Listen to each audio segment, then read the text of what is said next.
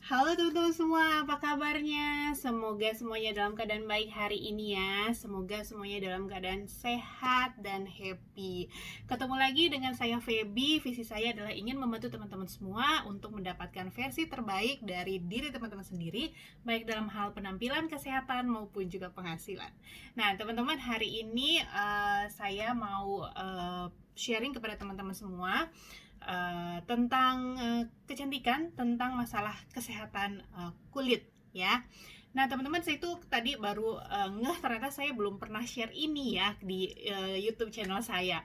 Dan kali ini saya mau share tentang jenis kulit dan bedanya dengan kondisi kulit.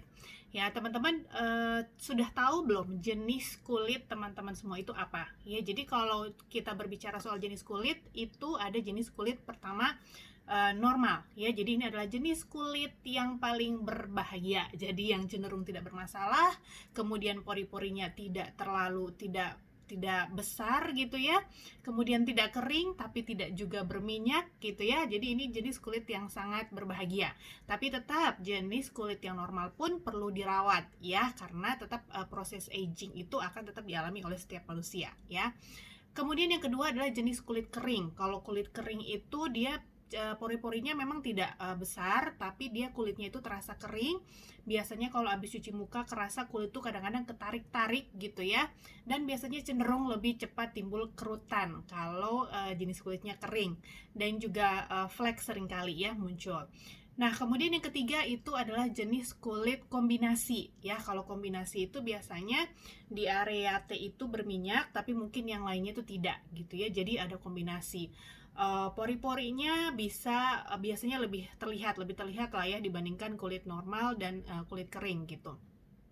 Kemudian yang paling nyata itu adalah itu. Jadi ada yang bagian kondisi area T-nya itu lebih berminyak, tapi yang lain itu cenderung normal atau kering gitu ya. Itu kalau jenis kulit kombinasi. Nah, kalau oily itu cenderung mukanya lebih berasa cepat berminyak, pori-pori biasanya lebih besar ya. Kemudian biasanya kalau habis cuci muka pagi gitu, mungkin jam 7 jam 10 udah kulit rasanya berminyak banget. Nah, itu tuh jenis kulit oily ya, teman-teman.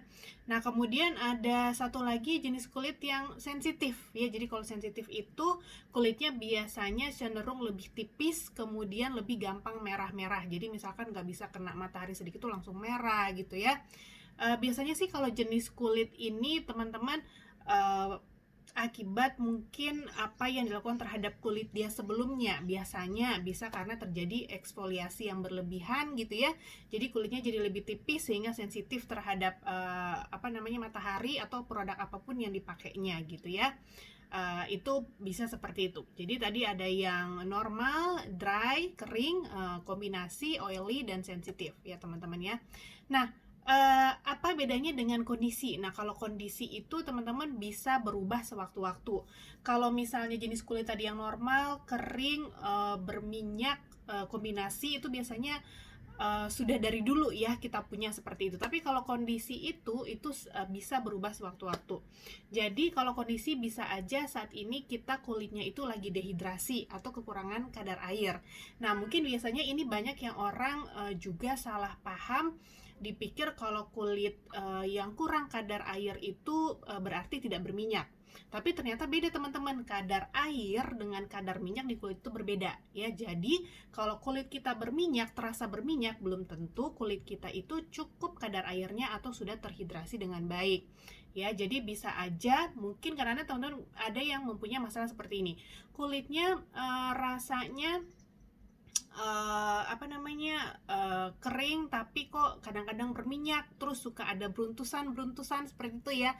Nah, itu tanda-tandanya kulitnya dehidrasi. Jadi kalau kulit yang dehidrasi itu biasanya seringkali itu kelihatan kering, kusam ya. Kemudian juga gampang muncul beruntusan. Beruntusan itu kayak jerawat tapi yang kecil-kecil gitu loh ya, bukan jerawat yang gede meradang, tapi yang kecil-kecil banyak kayak bintil-bintil. Mungkin kadang-kadang nggak terlalu kelihatan, tapi kalau dirasa tuh beruntusan gitu, kulitnya nggak rata gitu ya, banyak gerenjel-gerenjelnya. Nah, itu bisa jadi tuh karena kulitnya kekurangan kadar air atau dehidrasi ya teman-teman ya. Jadi kalau kulit yang berminyak belum tentu dia itu tidak belum tentu dia itu cukup kadar airnya gitu ya. Jadi kalau misalnya kita kekurangan kadar air kulit kita, makanya yang perlu kita berikan kepada kulit kita itu adalah air gitu ya teman-teman ya. Nah, kalau saya sangat suka pakai yang ini, namanya Napcha Moisture Mist. Jadi ini sangat bantu saya untuk memberikan kelembapan di kulit, jadi membantu meningkatkan kadar air di kulit kita. Ya, jadi kalau si Napcha Moisture Mist ini dia cukup disemprot-semprot aja teman-teman, bisa untuk muka juga untuk rambut. Kalau rambut yang kering atau kulit kepala gitu ya, kadang-kadang yang kerasa kering sampai ada yang kelupas-kelupas gitu kulitnya, itu bisa kita pakein Napcha. Ya, jadi dia itu isinya bahan pelembab NAPCA teman-teman, asam hyaluronat dan urea. Jadi itu humectant ya teman-teman, yang sebenarnya kita itu ada di dalam kulit kita tapi biasanya berkurang ya karena polusi lah, sinar matahari, gaya hidup seperti itu. Jadi memang perlu kita tambahkan dari luar juga ya. Jadi itu. Nah, satu lagi si Napcha ini teman-teman, selain kita bisa semprot-semprotkan juga bisa kita pakai sebagai maskeran. Jadi saya suka banget pakai maskeran Napcha ini. Jadi caranya ambil mangkok bowl ya gitu ya, kemudian ini saya buka, dituang di tutupnya aja 1,5 tutup, tuangin ke sini. Terus saya pakai paper mask yang seperti ini, teman-teman bisa beli di Miniso atau dimanapun gitu ya, paper mask yang kayak gini, yang kalau kita celupin di air ntar dia ngembang jadi kayak paper mask gitu, terus kita tempelin ke muka aja ya. Jadi setelah kita ngebersihin muka, yang penting kulit muka udah bersih, kita bisa pakai masker Napcha ini. Kemudian didiamin 10-20 menit, kemudian diangkat. Itu rasanya kulitnya enak banget, lembab banget. Karena kalau kadar air kulit kita itu terpenuhi, teman-teman, kulit kita itu cenderung akan lebih lembab, lebih kenyal, dan lebih nggak kusam gitu ya teman-teman ya. Oke. Jadi itu dari saya untuk hari ini. Semoga apa yang saya sampaikan bermanfaat. Jadi teman-teman bisa ingat-ingat tadi jenis kulitnya apa, supaya bisa menentukan perawatan selanjutnya itu dengan lebih baik.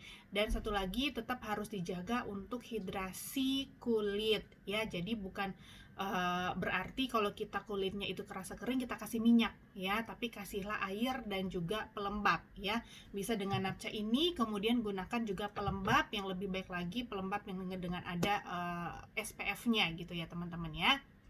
Oke, itu aja dari saya untuk hari ini. Terima kasih. Semoga apa yang saya sampaikan bermanfaat. Kalau teman-teman merasa apa yang saya sampaikan bermanfaat, bisa di-share kepada orang lain channel YouTube saya. Kemudian teman-teman kalau ada yang mau bertanya, bisa bertanya di link WA yang nanti akan saya berikan di keterangan di video ini. Oke, have a nice day. Semoga teman-teman semua dimanapun teman-teman berada dalam keadaan sehat, tetap jaga protokol kesehatan, dan jauh-jauh dari COVID-19. Oke, bye-bye.